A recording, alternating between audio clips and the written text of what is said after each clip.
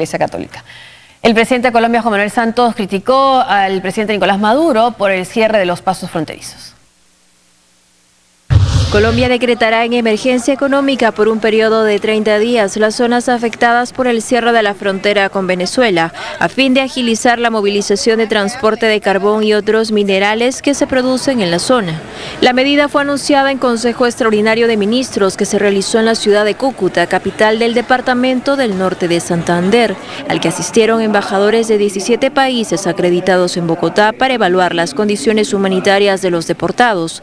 Durante su discurso, el presidente Juan Manuel Santos criticó a su homólogo venezolano por atribuir el fracaso de la economía bolivariana, la escasez y la devaluación del bolívar a sus conciudadanos. Si cree que cerrando la frontera va a solucionar los problemas, está en todo su derecho. Eso no lo estamos cuestionando.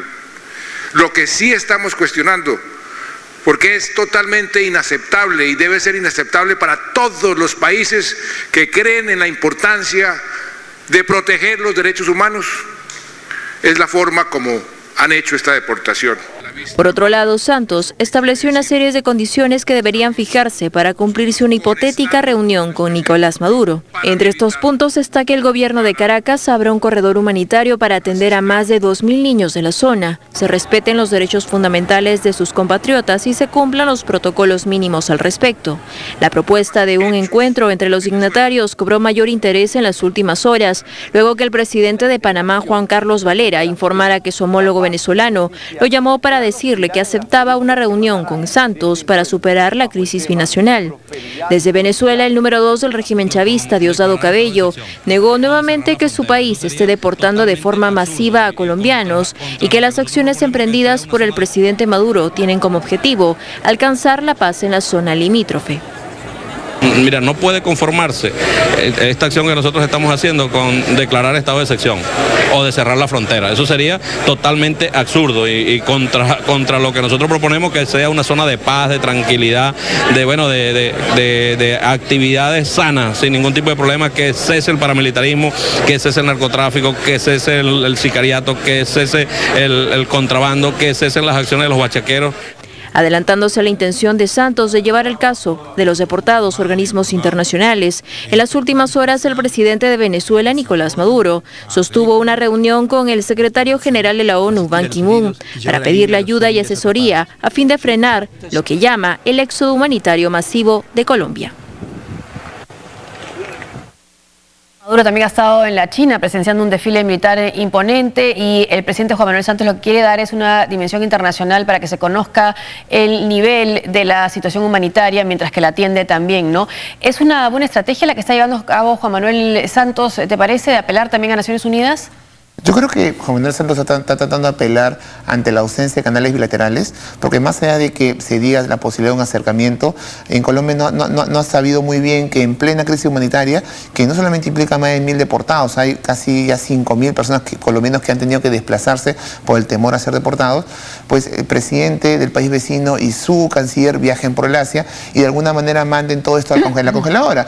El presidente Santos quiere reunir a la UNASUR y Venezuela pide, bueno, esperemos esto hasta la semana del 10 o el 11 del mes por cuando regrese. Entonces, obviamente, este tipo de temas humanitarios no pueden tener ese tipo de tratamiento internacional. Así que, de alguna manera, ante la ausencia de canales bilaterales, vimos que la reunión de cancilleres no tuvo ningún efecto, está apelando a otro tipo de espacios. Ya no solamente la OEA, que fue un fracaso, digamos, UNASUR, que dadas las circunstancias no parece ser el escenario propicio, la ONU, y es más, también se ha hablado de acudir a la Corte Penal Internacional como un espacio donde pues pueda cuestionar el papel que ejercen algunas autoridades venezolanas en un tema claramente humanitario, porque digamos, Santos parece tener la razón y hay temas humanitarios que se están desconociendo. Si hay deportaciones masivas, hay deportaciones además discriminadas, es decir, por índole de tu nacionalidad, no se respeta el debido proceso, no hay un procedimiento para deportar a una persona ni que la persona pueda tener derecho a defenderse. En realidad no hay ninguna de estas situaciones que hacen del tema totalmente inhumano. Así que yo creo que la estrategia de Colombia me parece adecuada frente a lo que en un momento en Colombia se criticó, la falta de reacción del gobierno colombiano frente a una situación muy sensible porque también puede afectar otro tipo de políticas, sobre todo aquella que está vinculada con la resolución del tema con la FARC, de las negociaciones con la FARC.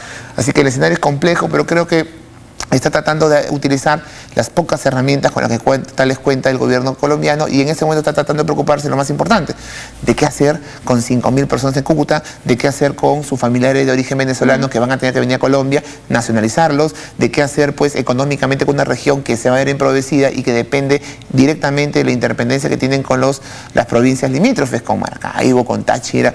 Entonces la verdad es que creo que esa es la prioridad que está dándole Santos en ese momento. E incluso ha conseguido el visto bueno de su principal adversario, que no es necesariamente Maduro, sino en este caso Álvaro Uribe, el expresidente, que ha hecho que el presidente Juan Manuel Santos en este caso está haciendo lo correcto.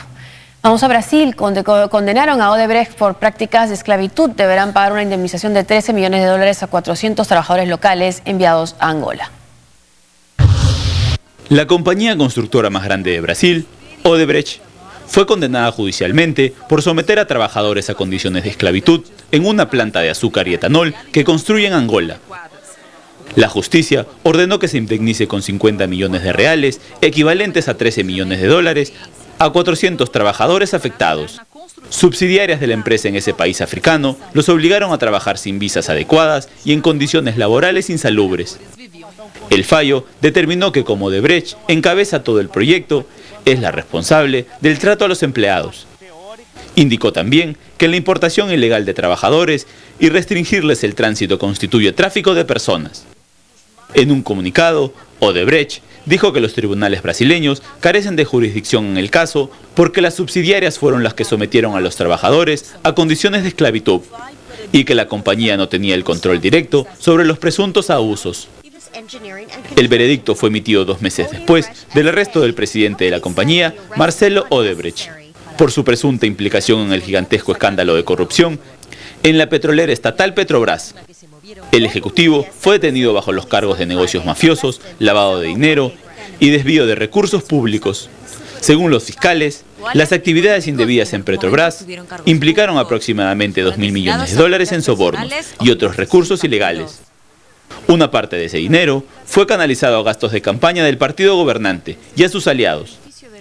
También incluyó supuestos pagos de sobornos ejecutivos de Petrobras a cambio de la concesión de contratos a precios inflados.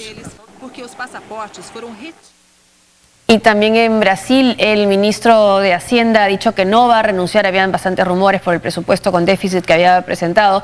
Incluso que algunos medios internacionales le están llamando al joven manos de tijera porque está recortando muchos gastos, ¿no? Dada la situación en la que se encuentra la economía de ese país. Sí, sucede que el ministro de Hacienda está en una posición muy incómoda, ya que tienes a un presidente que se mueve en esa línea delgada, que básicamente está marcada por opositores a su gobierno, a la corrupción existente, al sistema político existente, y pues los que lo apoyan, que si bien apoyan al PT, están en contra de las recientes políticas de austeridad implementadas por el ministro de Hacienda. Así que, digamos, la posición de Dilma es muy difícil, y la del ministro de Hacienda también, porque de alguna manera el apoyo que hoy Dilma que sostiene a la presidencia de la República no pasa por el aval hacia el ministro de Economía. Así que yo creo que la relación ahí se vuelve muy tensa, muy difícil, y creo que este tipo de escenarios en donde el ministro de Economía seguramente vamos a especular sobre su renuncia, van a ser bastante frecuentes en las próximas semanas.